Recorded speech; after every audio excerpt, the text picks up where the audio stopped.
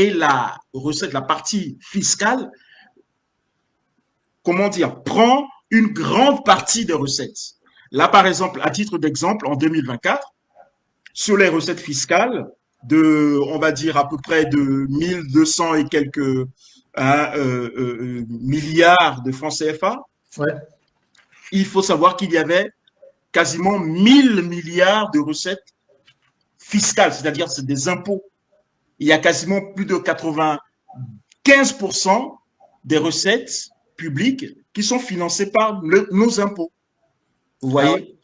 Et le reste, les 5 derniers pourcents sont financés par les recettes non fiscales, comme je l'ai dit tout à l'heure, c'est-à-dire les dividendes des entreprises publiques, les revenus des entreprises publiques, du domaine public, etc., etc.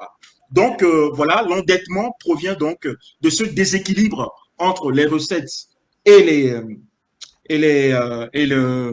les dépenses, et donc ça va donc engranger donc un besoin de financement, et l'État va aller emprunter de l'argent pour venir combler ce déficit et pouvoir faire fonctionner, pouvoir équilibrer le budget. Maintenant, il faut savoir que la dette, le stock de dette aujourd'hui Ouais. est composé donc de tous les prêts qu'on a fait pour pouvoir financer nos déficits. Et on est à combien? Vous pouvez me donner une idée? Donc, actuellement, nous sommes à 4000. Si on prend que l'administration centrale, nous Ouais. sommes à 4330 milliards de francs CFA de dettes publiques, rien que de l'administration centrale. C'est-à-dire que nous ne prenons pas en compte la dette des entreprises publiques. Mais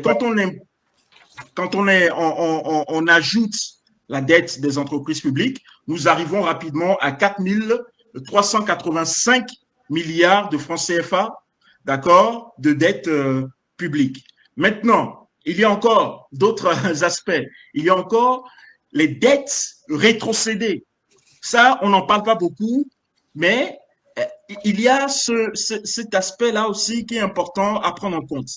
Il y a des cas où l'État va contracter des dettes, Oui. mais pour le compte d'entreprises publiques ou bien d'autres entreprises privées même parfois. Ouais. D'accord? Et Ouais. donc l'État va jouer une sorte d'intermédiaire parce que l'État a plus de, comment dire, de garanties, l'État est plus, comment C'est dire, ce solvable. qu'on appelle la garantie souveraine? Voilà, c'est la garantie souveraine. Alors, ça, il y a les prêts rétrocédés, mais il y a aussi la garantie souveraine. D'accord. D'accord? Donc, on a donc ces deux réalités différentes, mais qui ont quasiment les mêmes fonctionnements. Donc, quand on ajoute maintenant Ouais. ces prêts rétrocédés, Ouais. le stock de prêts rétrocédés et le stock de garanties Ouais.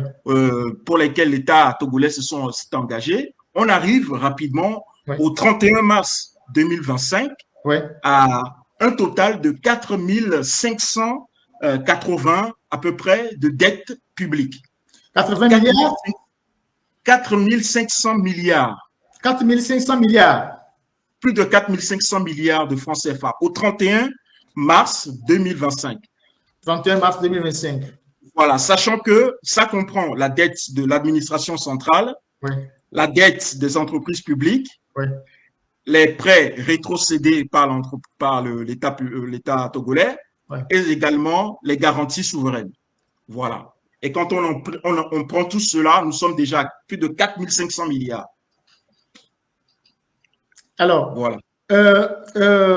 À quoi sert la dette que l'État togolais emprunte? Est-ce qu'elle sert à investir dans les infrastructures? Est-ce qu'elle sert à financer les salaires? À quoi ça sert effectivement cette dette-là? Exactement. Alors, c'est une très bonne question et j'avais prévu donc un graphique pour vous montrer clairement. On fait appel à la technique pour nous passer les graphiques. Voilà, si je peux faire appel à la technique pour nous passer par exemple la figure 9. La figure 9. Figure 9, si la technique est là, la figure 9. C'est celle-là? Non, c'est pas celle-là. La figure 9. Alors, la figure 9. Donc, il faut savoir, déjà, on peut laisser celle-là. On peut laisser celle-là. Ouais. On peut laisser celle-là, axe 3. Le, le, le gouvernement togolais avait sorti une feuille de route, une Ouais. feuille de route Ouais. 2025 Ouais. pour communiquer sur ce qu'il fait Ouais. concrètement. Ouais. D'accord? Donc, les projets, les différents projets qu'il finance, etc., etc. Et cette image-là que vous voyez, axe 3, c'est l'un des axes de la feuille de route, c'est l'un des axes de financement. C'est en gros ce qu'ils utilisent la dette pour faire.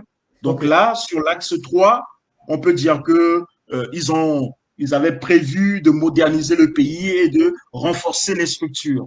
Donc, dans cela, il y avait la digitalisation de 20 services publics. Il y avait le projet d'extension du réseau électrique Ouais.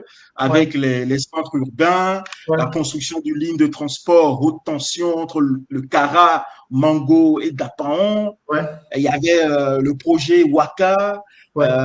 Voilà, ça c'est un peu ce qui nous avait vendu comme programme, Ouais. d'accord, de ce qu'ils allaient faire concrètement Ouais. avec non seulement le budget, mais Ouais. également la dette qu'ils engrangent. Maintenant, Ouais. au 31 mars 2025, Oui. nous avons, comment dire, le détail hein, de ce qu'ils ont fait avec la dette.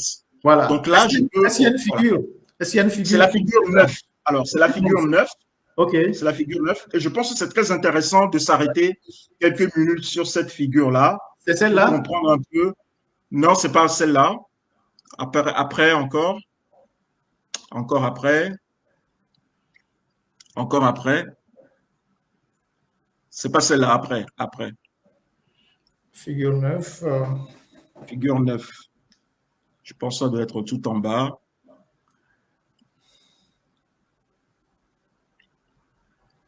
Là, on y est presque. Voilà. Voilà, la figure 9.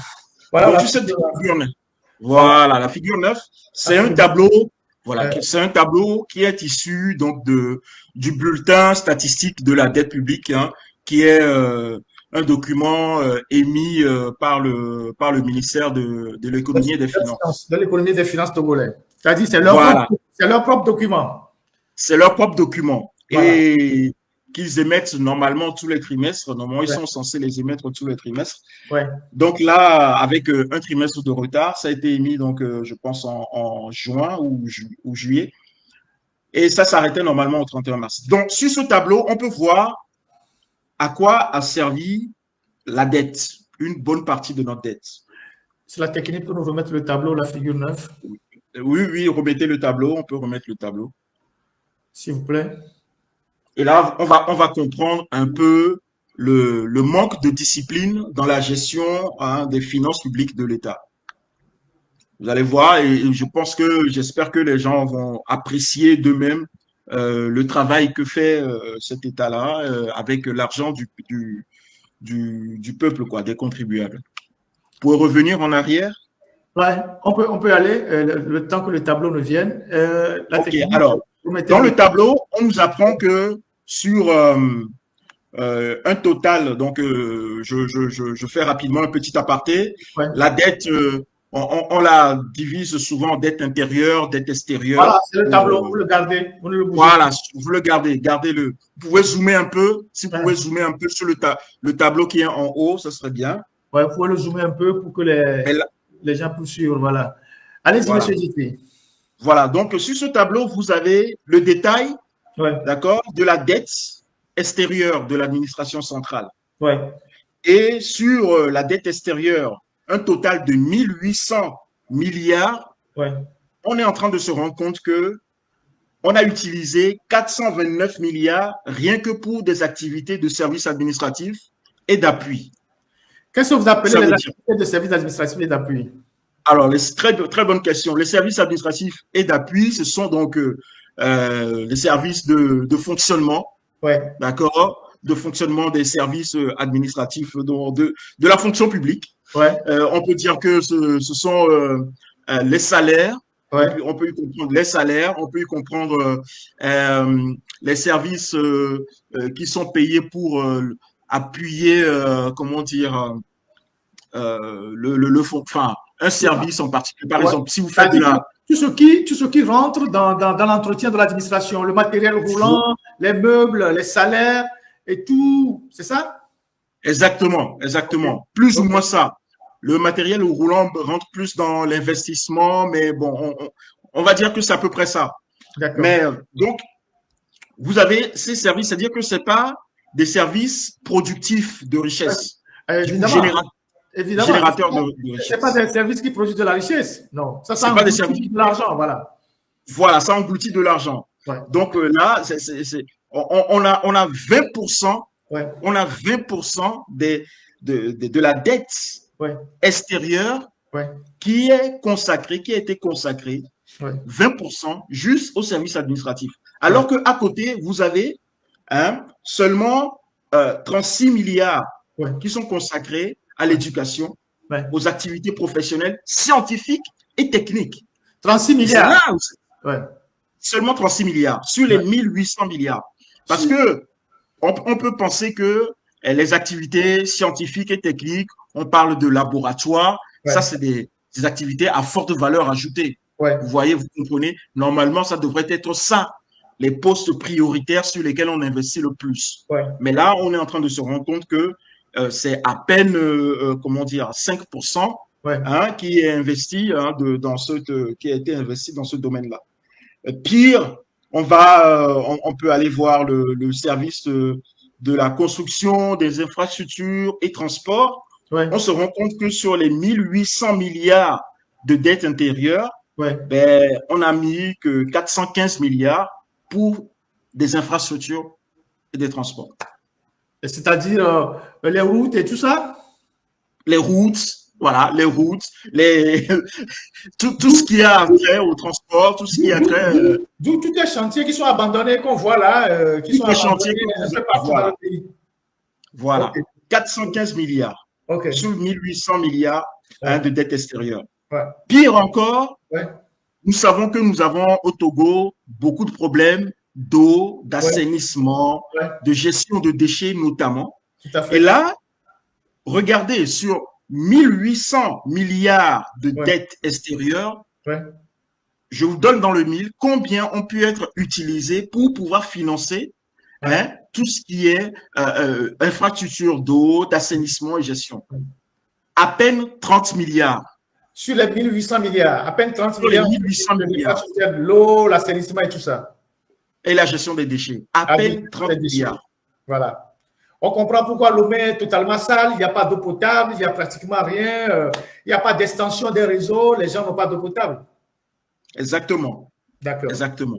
Là, ça situe un peu la priorité de cette gouvernance-là, oui. si on peut l'appeler ainsi. Voilà, donc, et c'est ce genre de choses que plusieurs rapports du FMI… Et pourtant, Fonia Simbier nous avait dit que son 5e mandat, je ne sais pas que c'était 4e, était un mandat social. Mais c'est le budget du mandat social qui est le plus squelettique sur le plan social. Exactement. Exactement. L'eau, par exemple, l'eau, assainissement, gestion des déchets, 30 milliards. Ouais. La santé et les actions sociales, 165 milliards. Ouais. Même pas 10% de la dette extérieure. Ouais. À peine 10%. Donc, voilà. Et bizarrement, moi, j'ai un peu fouillé dans ce document-là. Je vois que il y a une ligne là qui comprend à elle seule 369 milliards. Et cette ligne n'est pas ventilée. On nous parle là de plusieurs secteurs. Mais ce n'est pas ventilé. Donc, ça veut dire qu'il y a une opacité totale dans ce que… C'est-à-dire c'est de l'argent qui a été affecté, on ne sait pas à quelle fin. À quelle fin, on n'en sait rien du tout. Combien, vous avez dit? 369 milliards. Ouais, qui flotte comme ça, on ne sait pas à quoi c'est destiné. On ne sait pas. En tout cas, ça n'a pas été ventilé dans le document. Voilà. Et ça, c'est grave parce qu'il y a des domaines, des secteurs comme l'eau, ouais. La production d'électricité, ouais. l'agriculture, qui ont ouais. fortement besoin de financement. Ouais. Elles n'ont pas été, comment dire, approvisionnées en financement. Ouais. En revanche, on voit qu'il y a quand même un secteur, enfin, il y a une ligne là avec plusieurs secteurs, un titre plusieurs secteurs, ouais. qui a beaucoup de financement. Voilà, ça fait plus de 20%, plus du quart de la dette extérieure et a été affectée. c'est l'avant, alors, on va dire, la troisième ligne en partant du bas. Ouais. 369 milliards, Ouais. plusieurs secteurs. C'est des fonds secrets, c'est des fonds, on ne sait pas à quoi c'est destiné. Il n'y a pas d'objectif précis, mais on voit quand même que dans leurs propres documents, il y a un 369 milliards qui flotte quelque part, mais on ne sait pas à quoi c'est vraiment destiné. Peut-être c'est pour les voyages, peut-être c'est pour les voyages du prince, peut-être pour entretenir. On ne sait jamais quoi, on ne sait pas. On ne sait jamais. D'autant plus que le FMI a récemment pointé un détournement des projets, c'est-à-dire des sommes allouées à certains projets qui sont souvent détournées pour aller financer des dépenses de fonctionnement, des dépenses courantes. Donc, voilà. Ça, c'est quelque chose qui doit nous interpeller pour savoir quels sont vraiment ces secteurs-là qui ont absorbé plus de 20% de la dette extérieure de l'administration centrale. Voilà. Alors, quelle est aujourd'hui la structuration de la dette togolaise, structure de la dette actuelle du Togo? Donc, la structure, on en a parlé un peu déjà, mais la structuration, c'est un peu ce dont je vous disais, c'est la dette extérieure, dette intérieure, dette commerciale. La dette concessionnelle et tout ça. Voilà. Alors, on a deux grandes.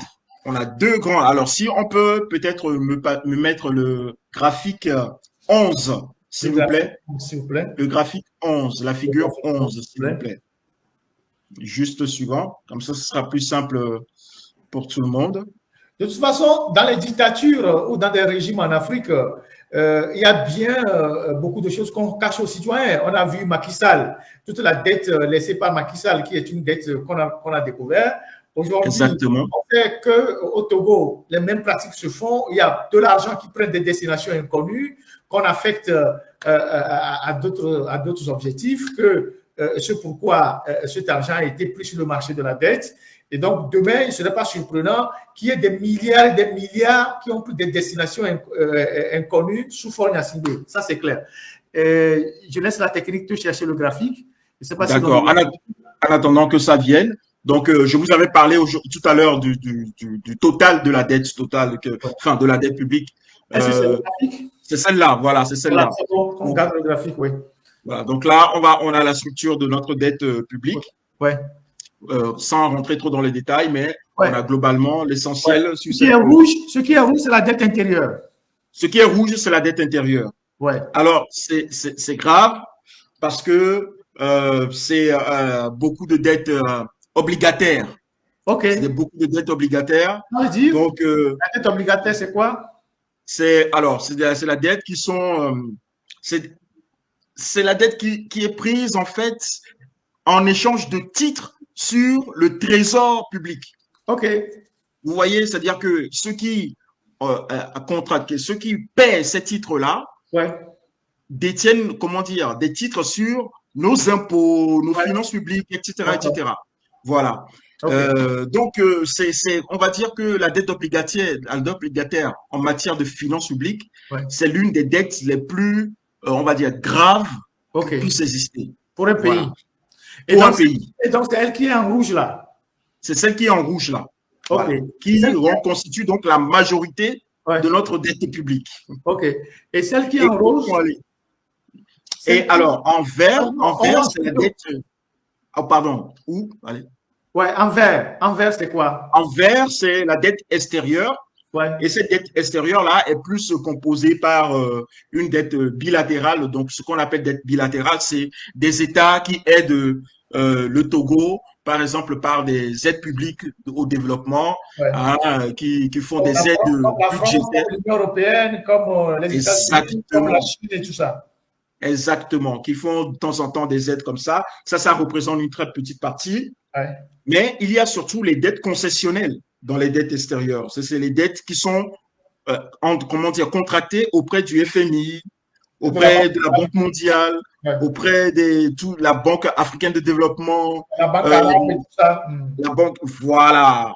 Et tout, c'est ce qu'on appelle la dette multilatérale. Ouais. Et ça représente plus de 60% dans les dettes extérieures. Donc ça, c'est un gros morceau également, puisqu'on sait que le FMI, quand le FMI contracte, fait ses prêts, il les accompagne de conditions très restrictives. Exactement. De contraintes. Donc, Ouais. voilà. Quand on se retrouve dans une situation comme celle-là, où on voit que, d'ailleurs, le FMI et la Banque mondiale sont les plus gros créanciers du Togo aujourd'hui. Ouais. Et c'est pour cela que aujourd'hui on les entend venir essayer de faire des audits dans le pays pour scruter la dette, analyser la gestion de notre finance publique. Donc on a cette dette tertiaire, mais en plus de ça, on a la dette commerciale, c'est-à-dire que l'État va se comporter comme un agent économique ordinaire et aller devant des banques, souvent des banques étrangères, pour aller prêter de l'argent à des taux souvent qui ne sont pas des taux, souvent c'est des taux un peu usuriers. Mais c'est des taux importants. Donc, voilà, c'est une situation qui est quand même assez compromettante pour l'État. Alors, ce qui est en orange, c'est quoi? Ce qui est en orange, c'est ce dont je vous ai parlé tout à l'heure, c'est les prêts rétrocédés. Donc, c'est des prêts que l'État a pris, que l'État a contracté lui-même, mais pour le compte d'autres entreprises. Donc, alors, ils ont rétrocédé ces prêts-là. Et ce qui est en bleu? Et ce qui est en bleu, ce sont les dettes des entreprises publiques, telles CET, TDE, SNPT, etc., etc. Alors, quand est-ce qu'on parle de la soutenabilité ou de l'insoutenabilité de la dette? Nous sommes en train d'avancer dans le débat. Et où en est aujourd'hui la dette togolaise? Est-ce qu'elle est soutenable? Est-ce qu'elle est insoutenable? Très bien. Si on peut me ramener le graphique numéro 3, s'il vous plaît. Le graphique numéro 3. On voit deux graphiques numéro 3. Il y a des auditeurs ceux qui nous suivent, qui disent où est-ce qu'ils peuvent trouver le document de cet exposé. On pourra vous le fournir après, il n'y a pas de souci, avec notre compatriote Ditri. On pourra vous partager ça avec vous. Il n'y a pas de souci. Bien sûr. Voilà.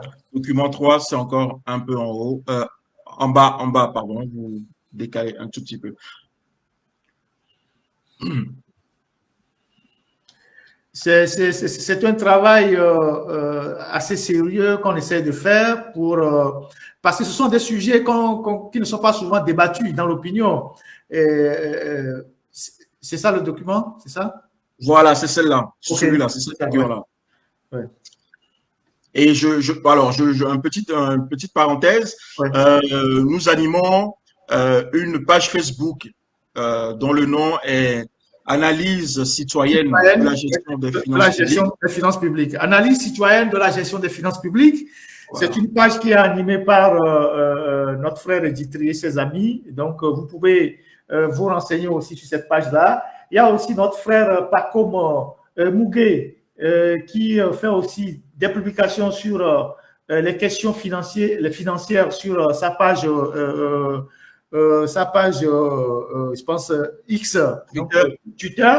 Donc, il y a suffisamment aujourd'hui de compatriotes qui font un travail de fond que nous essayons de relayer, ce qui n'est pas l'habitude. Hein. On n'a pas pris l'habitude de faire ce genre de boulot. Donc, ce travail se fait aujourd'hui énormément.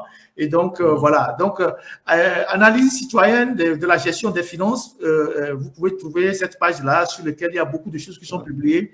Et voilà. Donc, on continue. Analyse citoyenne de la gestion des finances publiques. Et donc, la soutenabilité de la dette publique, en fait, ou viabilité de la dette publique, c'est l'aptitude, en fait, de l'État à pouvoir rembourser ses emprunts. D'accord? Et c'est une analyse qui repose sur le respect des critères de convergence de l'UEMOA et d'autres paramètres comme la capacité à mobiliser des recettes publiques. Donc, et si on peut descendre un tout petit peu le tableau. Le tableau. Donc, la soutenabilité, quelque part, c'est la solvabilité. Non, le descendre, juste le descendre, pas le faire partir, le mettre plus bas. Non, voilà, le mettre un peu plus bas parce qu'il n'était pas bien cadré. C'était pas bien cadré. Mais la soutenabilité, en fait, analyse la solvabilité, en fait, d'un État. Voilà. Donc, elle nous permet de savoir si, bon, ben, écoutez, notre État, est-ce qu'on vit au-dessus de nos moyens ou pas? Voilà. Est-ce que ça, c'est la grande question qui se pose. Est-ce que nous dépensons plus qu'on en possède? Est-ce qu'on fait plus de KBJ, on fait plus de ci, de ça, tout ça? Voilà. Est-ce que c'est devenu une habitude ou bien est-ce qu'on essaie de lutter contre ou pas? Ouais. Aujourd'hui, malheureusement, après les analyses qui ont été faites, l'analyse de viabilité de notre dette publique qui ont été faites par les organismes tels l'OCDE, le FMI, la Banque mondiale, la Banque africaine de développement, ben, je suis désolé de vous apprendre que le Togo est aujourd'hui dans une zone de risque élevé de surendettement en C'est-à-dire, matière concernant sa dette globale. C'est-à-dire que le Togo est dans une zone où il se peut que dans peu de temps, nous ne puissions plus, soyons plus capables de pouvoir rembourser nos dettes. Voilà. Rembourser les échéances de nos dettes. Parce que le surendettement. oui, mais selon les critères de l'UMOA, nous sommes à combien de pourcentage aujourd'hui? Est-ce qu'on a atteint le seuil de l'insoutenabilité? Exactement. Donc, normalement, dans les critères de l'UMOA, on a différents critères, hein, mais les plus importants, c'est que la dette publique ne devait pas dépasser 70% du PIB. On en est à combien? Aujourd'hui, nous sommes à 72. Ah ouais. 72% du PIB. Ah ouais. Voilà. Par rapport au PIB 2024, nous sommes à 72% hein, d'endettement. Et il y a aussi un critère important qui est le déficit public, c'est-à-dire à quel point nous dépassons hein, nos recettes en dépenses. Et comme je l'ai dit tout à l'heure, le déficit, c'est-à-dire quelle est notre habitude à mieux gérer notre budget. Donc, dans cette analyse-là, on a vu que notre déficit budgétaire est à 6%, alors que normalement, le critère de convergence est de 3%. On est au double. Donc, on a doublé ouais. le seuil à ne pas dépasser, on l'a doublé. Donc, on va dire que en termes de discipline budgétaire, nous sommes l'un des mauvais élèves. Je ne veux pas dire le pire parce que je ne connais pas la situation de tous les autres pays de l'UEMOA, mais nous sommes l'un parmi les plus mauvais élèves de la zone UEMOA. Donc, le tableau que je vous ai mis là, je voulais l'analyser rapidement parce que sur le premier tableau, on peut voir que on a une première courbe en haut qui est la courbe rouge. Cette courbe rouge-là, c'est la courbe de notre dette. C'est la courbe du ratio de notre dette par rapport au PIB. Voilà. D'accord? Donc, ce ratio a fortement baissé en 2010 suite à l'éligibilité du Togo au programme PPTE, petit pays, voilà. Autant de Humbo, voilà. Voilà, autant de Humbo qui a fait un excellent travail et qui a fait que on nous a délesté de une bonne partie de nos dettes. D'accord? Et on est passé de plus de 1500 milliards de dettes à près de 750 et quelques milliards. Donc, presque la moitié hein, de la dette togolaise nous avait été, on va dire, entre guillemets, effacée parce que elle n'a jamais toujours complètement effacée. Hein. Et dès que ça a été effacé, on a repris la fête. On a chassé Humbo et puis on a repris la fête pour dépenser. Voilà. Et dès que ça a été effacé, et là, vous voyez que tout de suite après, 2010, on a repris les mauvaises habitudes. C'est comme dans le film de Un prince à New York, lorsque le gars, le prince, il a donné les billets à ce clochard-là qui réveille son frère et dit « Ah, c'est reparti !»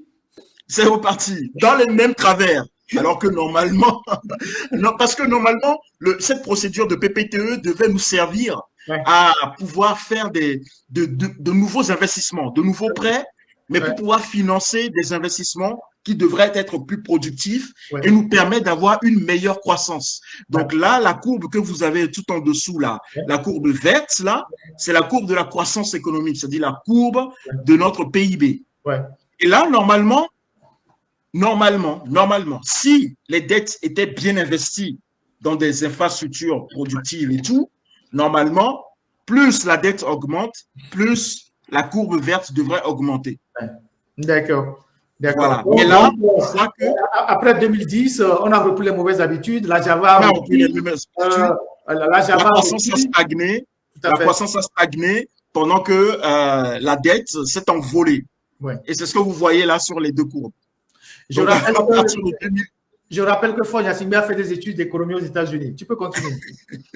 là, on peut dire que, là, je peux vous dire que ça, c'est le b.a.-ba de l'économie. Je pense que quelqu'un qui a fait de l'économie, normalement, on ne peut pas avoir ce genre de choses. Parce que ce qui est, comment dire, ce qui est pris en compte pour même évaluer la solvabilité de l'État, c'est-à-dire le ratio, comment dire, c'est quel ratio, pardon?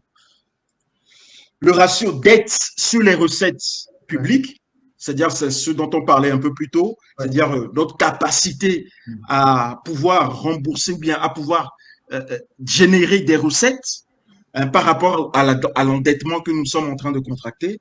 Même ce ratio-là témoigne clairement que nous sommes complètement largués. Et c'est ça l'autre graphique que vous voyez en dessous. Normalement, c'est un peu comme les particuliers. Hein. Quand vous allez emprunter, on va prendre, comment dire, vos capacités financières et on va estimer que bon, si vous gagnez tant par mois, on ne peut pas vous emprunter au-delà de ce montant-là. Donc, on est resté dans la zone verte pendant 5 ans à peu près. Et puis, on a basculé dans la zone rouge. Et on est reparti dans la zone rouge. Et aujourd'hui, en 2025, au 31 mars 2025, le ratio dette-recette publique est à 410%. C'est-à-dire qu'on vit au-dessus de nos moyens. On vit 4 fois au-dessus de nos moyens. OK. Alors, quels sont aujourd'hui et quel est l'impact aujourd'hui de cette situation sur les Togolais? Parce que là, on est obligé d'aller chercher encore de l'argent sur le marché financier. On va vers le FMI qui nous fait des facilités élargies de crédit avec des conditionnalités. Quel est aujourd'hui l'impact de cette situation sur les Togolais? Voilà, d'accord. Donc, déjà, le premier impact, on va dire, sur l'État, c'est que l'État ne peut plus faire ce qu'il veut. Avant, on s'amusait, comme vous pouvez voir sur le graphique, on s'amusait à s'endetter alors qu'on n'a même pas de capacité à pouvoir rembourser. On s'amusait à s'endetter comme on veut. Et nous sommes arrivés à un stade aujourd'hui à plus de 400%, de notre capacité à rembourser. Donc, il y a forcément des choses qu'on ne peut plus faire. L'impact le plus rapide, le plus pressant, c'est la réduction de notre capacité à financer notre développement. C'est-à-dire qu'on peut dire adieu à plusieurs projets structurants. On peut dire adieu, exactement. Il y a 20 ans, on n'a plus les moyens. On nous a promis l'autoroute. 20 ans après, il n'a jamais fini les études de l'autoroute, les études de faisabilité. Il nous a promis les rails. Il n'a jamais fini les études des rails. Même les petites rues à Lomé, quand on a lancé certains travaux qui ne sont jamais terminés. Donc là, ça veut dire quoi? Qu'on ne va jamais finir ça? Ou bien on va aller faire Gadiga chez le Haoussa qui est au grand marché? Mais comment on va faire? En tout cas, dans l'état actuel des choses, on ne peut rien faire. On ne peut plus se hasarder dans des grands projets faramineux. Ça, c'est une certitude. Et d'ailleurs, ce que disent… Donc, la jeunesse togolaise ne peut pas avoir un rôle d'espoir, ne peut pas avoir… Ne peut pas rêver. Ne peut pas rêver d'un centre culturel, ne peut pas rêver de jolis stades, ne peut pas rêver des écoles modernes, rien du tout. Rien de tout cela. Alors, il y a un si, parce que le FMI dit, c'est pour cette raison d'ailleurs que le FMI est présent chez nous, moi, je peux continuer à vous emprunter de l'argent, mais à des conditions beaucoup plus restrictives. Et surtout, si vous suivez un programme que je vais vous imposer. Et ils vont jusqu'à dire que… C'est-à-dire que dans les années 70 ou 80, on va retomber dans l'ajustement. Merci. En fait, c'est ça. Merci. C'est ça. Parce que ce qu'ils disent du Togo, c'est que notre dette publique est soutenable sous programme. Sous condition d'avoir un programme. Voilà. D'ailleurs, si vous… enfin, je voulais en parler un peu plus tôt, mais je peux revenir là-dessus. C'est que d'habitude, on s'amusait, enfin, le gouvernement s'amusait sur le marché régional Ouais, aller de chercher l'UEMOA. chaque 2 semaines 30 milliards là. On voit souvent Voilà, les toutes les bons de semaines, trésor. 30 milliards à vendre des bons du trésor, des obligations assimilables au trésor, Ouais. quasiment tous les, voilà. Et maintenant, ils peuvent plus le faire parce que, ben, aujourd'hui, on leur demande des taux d'intérêt, voilà, qui dépassent l'entendement. Très élevé. Aujourd'hui, les obligations, nos obligations à 3 ans, 6 ans, 10 ans, voire plus de 10 ans, les taux d'intérêt qu'on nous impose, c'est les mêmes taux d'intérêt que qu'on pratique par exemple au Burkina Faso, qui est un pays en guerre. Ah C'est ouais. les mêmes taux qu'on pratique au Mali, qui est un pays en guerre, au Niger, qui sont des pays en guerre. Ouais. Donc, il y a vraiment un problème, c'est qu'il y a une mauvaise gestion, C'est normal. déjà, Dans la des rue. finances publiques, Ouais. mauvaise gestion des finances publiques et mauvaise stratégie d'endettement. Ok. Voilà.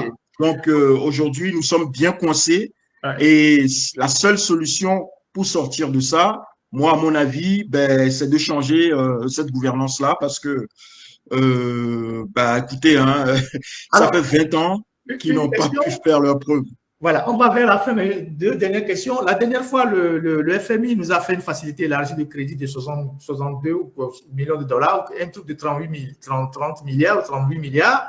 Oui, Et 36 milliards. 36, Décaissés, 36 milliards. 36 Voilà. milliards, 36 milliards décaissés, assortis de conditionnalités, c'est-à-dire que bientôt on aura l'augmentation des prix de l'électricité, éventuellement de l'eau et la privatisation de l'UTB. Est-ce que le Togo, qui est un pays souverain, qui a les phosphates, qui a le clinker, qui a le marbre, qui a le fer, qui a le manganèse, qui a un port à l'eau profonde, le Togo ne peut pas lui-même trouver 36 milliards? Le Togo est obligé d'aller chercher 36 milliards auprès du FMI et accepter les conditions drastiques du FMI. Combien le port autonome de Lomé produit par an, M. Ditry? Alors, le port autonome, d'après les rapports du CNUSED, hein, c'est une commission de l'ONU, nous dit que, voilà, en 2012, le port générait 350 milliards de francs CFA par an, ouais, en 2012. Et dans les 2020, ouais, ils ont refait une autre analyse 2020-2023. Ouais. Ils ont remarqué que le port générait plus de 1300 milliards de francs CFA de revenus chaque année, le port autonome de Lomé. 1300 et quelques milliards de revenus chaque année. Selon une analyse de la CNUSED. De la CNUSED. Et voilà. Cet argent part où? Alors, ce qui est bizarre, c'est que dans les rapports de la Cour des comptes, l'État ne capte que à peine 1 milliard de dividendes sur les activités du port autonome de Lomé. C'est-à-dire sur les 1300 et quelques milliards que rapporte le port selon ce rapport de la CNUSED, il n'y a que 1 milliard qui soit versé au Trésor. Voilà, exactement. Dans les recettes. Les 1300 milliards, disons que les 1300 milliards disparaissent. On ne sait pas où ça passe.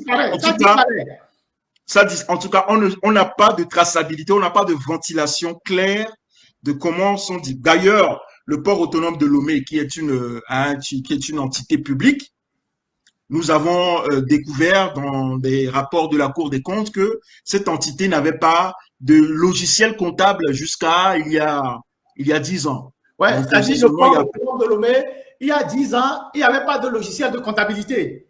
Non. C'est-à-dire, on écrivait les recettes sur les papiers, les sorties sur les papiers volants. Donc, il n'y a pas de comptabilité. Il n'y avait pas de comptabilité au port autonome de Lomé. OK. Et ça, c'est la Cour des comptes même qui le dit. Hein. C'est la Cour des comptes, hein, ce n'est pas nous. La Cour des comptes. Qui a de cela 10 ans, le port autonome de Lomé était géré sans logiciel de comptabilité. C'est-à-dire, même le petit vendeur qui est au marché, au moins, il sait combien il sort, combien il rentre. Au port, il n'y avait rien. Pas de logiciel, pas de contrôle interne. Ouais. Et même le contrôle externe, c'était très difficile parce que la Cour des comptes, l'inspection générale des finances, l'inspection générale des États n'ont pas beaucoup de moyens pour pouvoir effectuer les contrôles. On leur met beaucoup de bâtons dans les roues. Mais ce qu'ils ont fait nous ont révélé beaucoup d'irrégularités, beaucoup d'anomalies dans la gestion du port autonome de Lomé. C'est très grave. Alors, comment on peut comprendre qu'un pays qui a un port en eau profonde et une plateforme de transbordement comme la LCT et qui a des revenus de 1300 milliards par an, on a les phosphates qui produisent aussi autant d'argent. Ce pays n'a pas 36 milliards. Ce pays est obligé d'aller demander au FMI de lui prêter 36 milliards assortis de conditions, à savoir l'augmentation de l'électricité, de l'eau et la privatisation d'une banque. Comment on peut comprendre ça? Ben écoutez, ça c'est la seule explication, c'est la mauvaise gestion des finances publiques. Une mauvaise gestion, une absence de volonté, on va dire, protectionniste, en tout cas nationaliste, dans la gestion économique du pays. Parce que je rappelle que en plus du port autonome de Lomé, on a plusieurs activités, enfin, dans le secteur minier, dans le secteur extractif, il y a plusieurs sociétés minières au Togo qui font beaucoup d'argent. Ouais. Qui font énormément d'argent. On prend Wassem, par exemple. Voilà. Ouais. On prend Wassem, on prend Scan Togo, Scan, voilà, Scan à Granu Togo, toutes ces sociétés, il y a Pomar qui fait du marbre, voilà, et toutes ces sociétés qui sont là, on a même découvert là, avec dans le rapport de l'ITIE 2022, que ben, il y avait eu plus de 4 000 milliards d'or qui ont été exportés depuis le Togo en 2022. Vers Dubaï. 4 000 milliards. 4 000 vers Dubaï. Ouais, vers voilà. Dubaï. Ouais. En tout cas, vers les Émirats Arabes Unis. Les Émirats Arabes Unis, 4 000 milliards d'or. Oui. Et il n'y a pas un seul franc qui a été capté par l'État. Togolais. Ouais. Quand les auditeurs de l'ITIE. C'est comme le pétrole de contrebande, quand on va au Gabon, personne ne voit la trace. Exactement. On ne voit aucune trace. Ouais, personne ne voit aucune trace.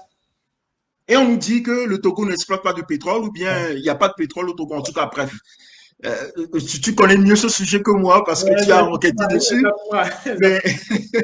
Mais ce qui est encore hallucinant, c'est que quand les auditeurs de l'ITIE sont partis voir les agents de l'OTR et la direction générale des mines et tout ça pour leur demander, mais attendez, est-ce que vous êtes au courant quand même qu'il y a eu plus de 4 000 milliards qui sont sortis en 10 ans de votre pays en or, de contrebande, je ne sais quel, et que vous auriez pu capter, ne serait-ce que, il y avait une taxe, normalement, pour c'était pas seulement en 2022 qu'il y a eu les 4 000 milliards d'or, hein, c'est sur 10 ans, pardon. En 2022, il y a eu 700 milliards d'or qui ont été exportés vers les Émirats Arabes Unis. Rien qu'en 2022, c'est-à-dire 1,6 milliard de dollars. Ouais. Et je rappelle que c'est de l'or de contrebande venu du pays du Sahel. Voilà. Et aucun contrôle dessus. Puisque les agents de l'ITIE nous disent que si on avait, ne serait-ce que appliqué une petite taxe à la frontière, on aurait pu capter 54 milliards. Ouais. Déjà, 54 milliards, tu vois, on n'aurait pas besoin d'aller faire un prêt de 38 milliards sur, alors je précise, au FMI. 54 milliards, on aurait déjà fait un boulevard pour aller à Vaughan. La route de Vaughan, c'était 26 milliards. Voilà.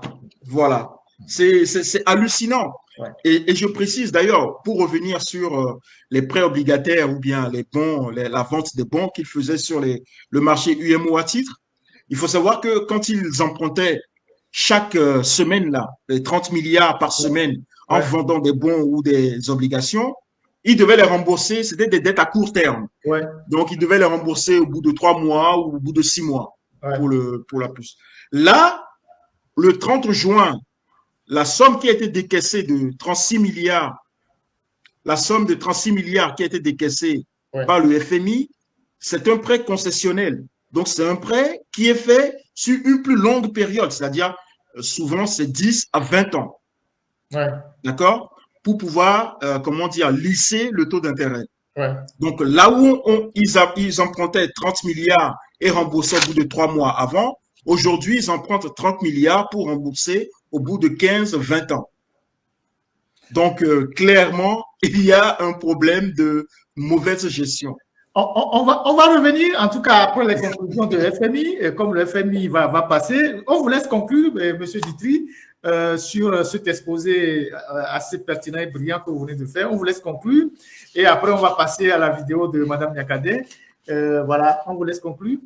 Merci beaucoup. Et en tout cas, je voudrais lancer un petit coup de gueule. Effectivement, ma conclusion sera un petit coup de gueule. Ouais. C'est qu'en 20 ans de gouvernance de Faure Gnassingbé, moi, je remarque, hein, par ma propre analyse et l'analyse que nous faisons sur notre petite plateforme, analyse citoyenne de la gestion des finances publiques Ouais. du Togo, nous avons remarqué que tous les fondements économiques du Togo, en tout cas tous les agrégats macroéconomiques et tout qui peut justifier la bonne santé économique du Togo, ont tout été purement et simplement sabordés Ouais. au cours des 20 dernières années, Ouais. hein, par l'incompétence, la corruption, les détournements de fonds publics et surtout l'impunité généralisée.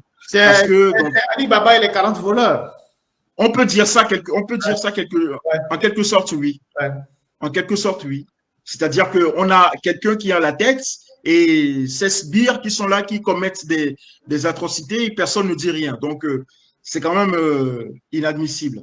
Et en 2025, le Togo n'est pas seulement un pays économiquement exsangue, pour reprendre les termes de monsieur Trimois, mais le Togo est devenu un pays en état de mort clinique, économiquement parlant.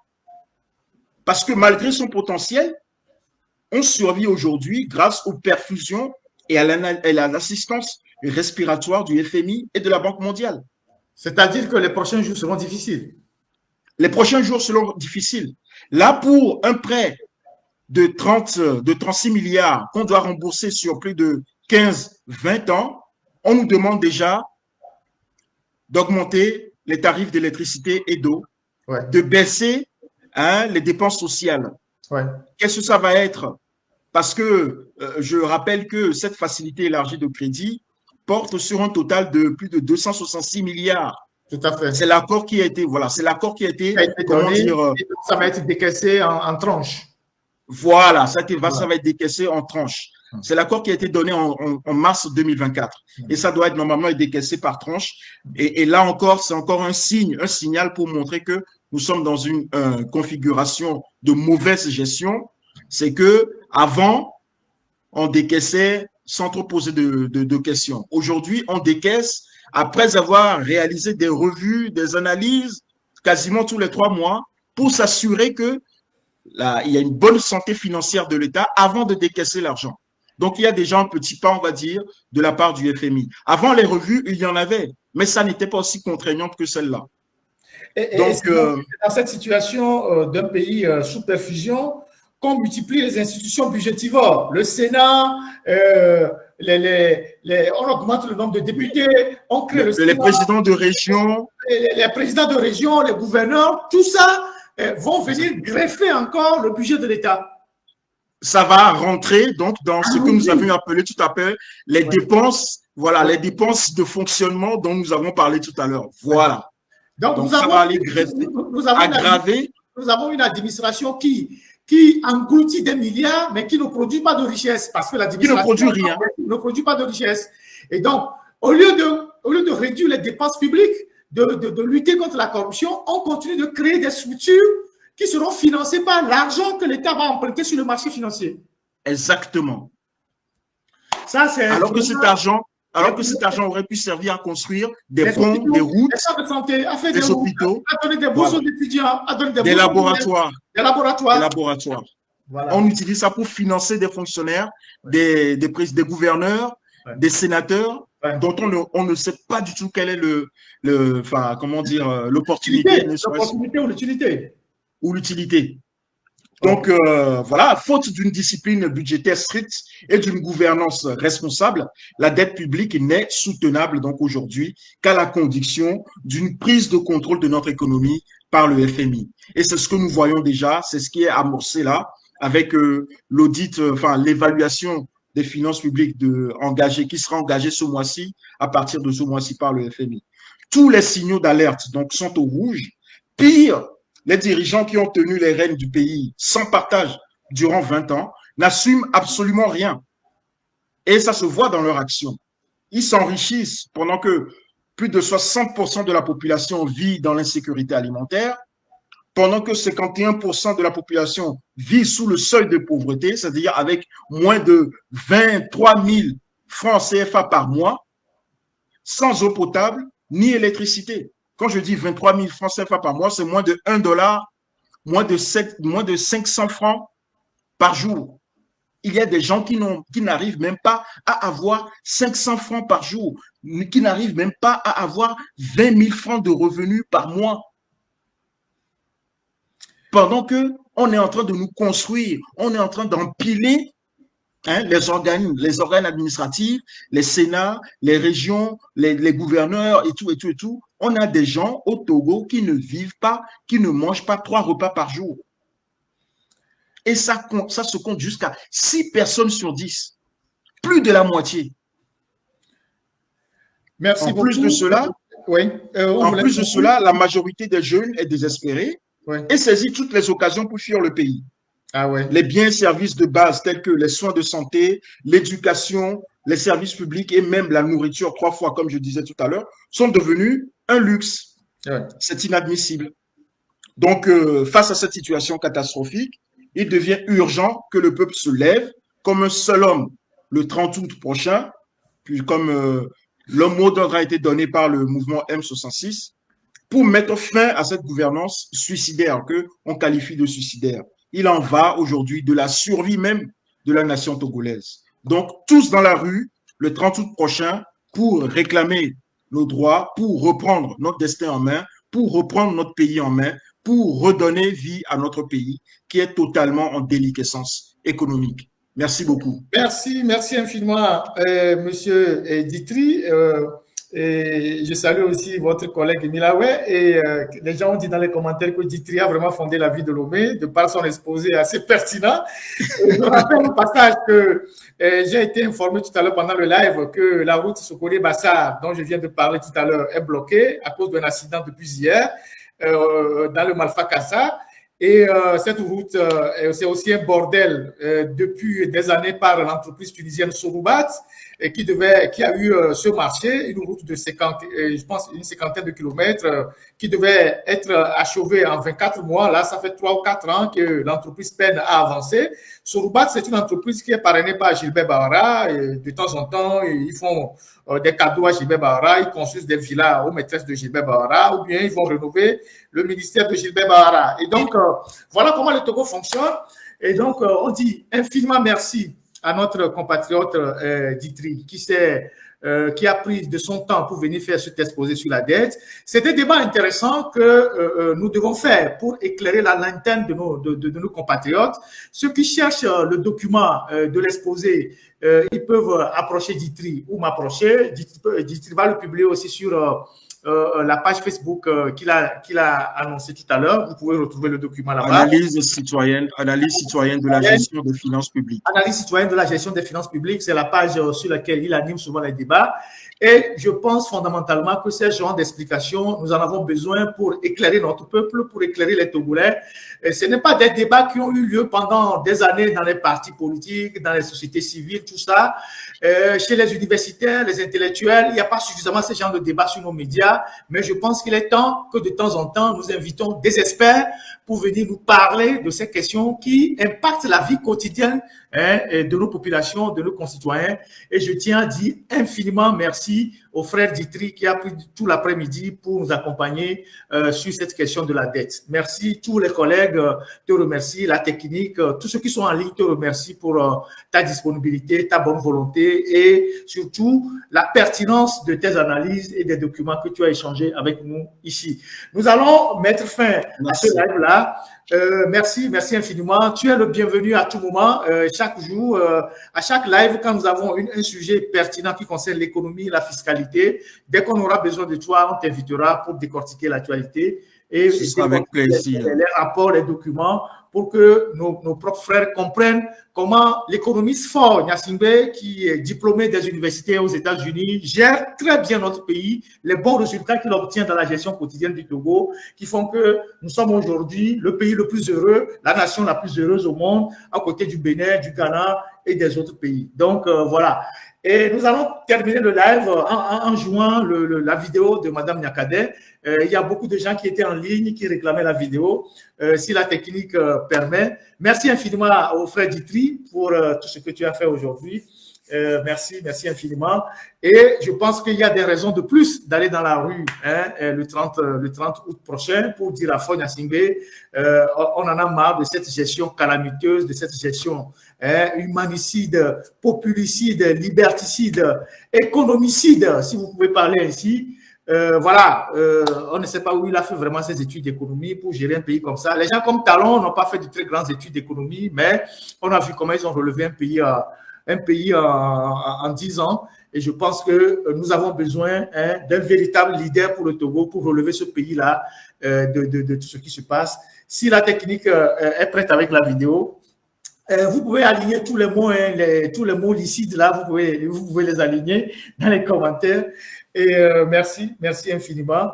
Ça a été un live très long, mais assez enrichissant, très pertinent. Et je vous dis merci. Tous ceux qui ont pris le temps, tous ceux qui sont restés jusqu'à maintenant. Je salue au passage Madame Niakadé et tous ceux qui nous suivent dans ce travail de fond que nous faisons. En 2005, je vais vraiment retrouver cette vidéo-là. En 2005, dans un débat au Togo, je tiens toujours à rappeler cet épisode-là. En 2005, dans un débat avec les jeunes du RPT à l'époque, j'avais dit, on avait fait ce débat à l'hôtel 2 février, pratiquement vers le dernier étage, dirigé par le doyen Guy Mario à l'époque. J'avais dit, ceux qui nous vantaient fort à l'époque, je leur disais que votre histoire de Faure Gnassingbé, c'était les mots pour mots que j'ai alignés, que votre histoire de Faure Gnassingbé, c'est une nouvelle source dans une vieille marmite. Ça ne produira absolument rien. Le jour-là, quand je suis sorti du débat, Pitan Tchala a failli m'étrangler parce que c'était sur sa télévision. Et c'était à l'époque où il y avait les miliciens dans les rues, les militaires qui frappaient les gens. Moi-même, quand je suis sorti, je suis rentré à la maison le lendemain, les gens me voyaient comme un extraterrestre, comme une pensée prémonitoire. Depuis 2005, je l'ai dit comme ça, que votre histoire de Faure Gnassingbé, c'est une nouvelle sauce dans une vieille marmite, ça ne produira rien. Aujourd'hui, les résultats sont là. Je pense qu'il y a 20 ans, je ne me suis pas trompé dans mes analyses et je rends grâce à Dieu. Donc, la vidéo de Mme Niakadé, s'il vous plaît. Tométricide.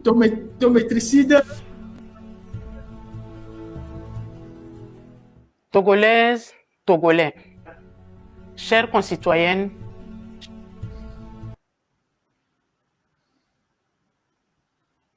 allez-y. Allez-y, la technique. Fiancicide. Allez-y, s'il vous plaît.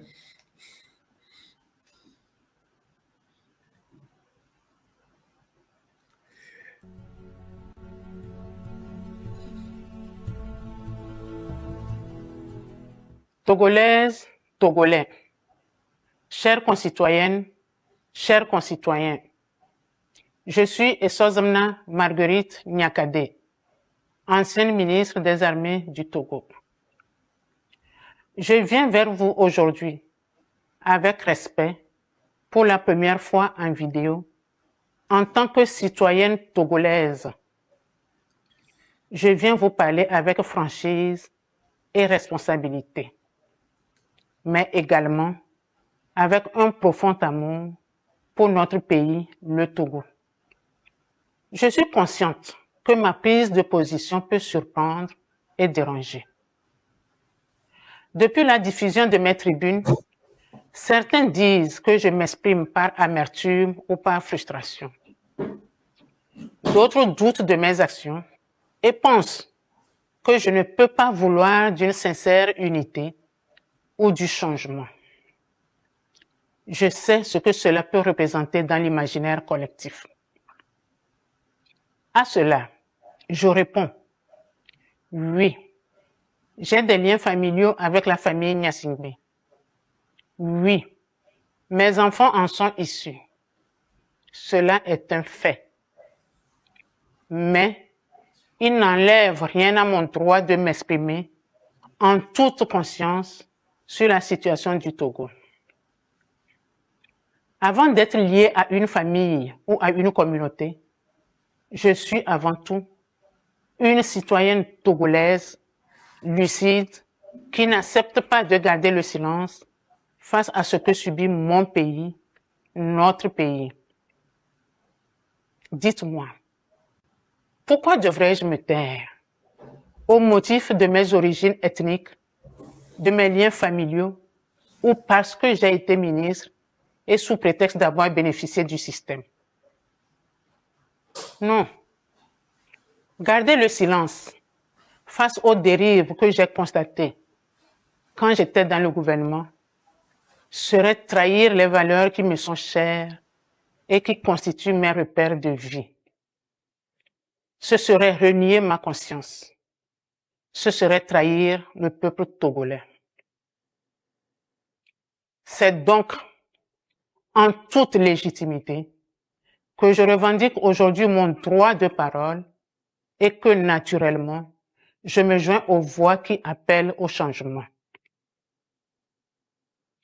Vous savez, seuls les esprits fermés refusent d'évoluer. Chères concitoyennes et chers concitoyens, le silence dans ce contexte est une faute morale.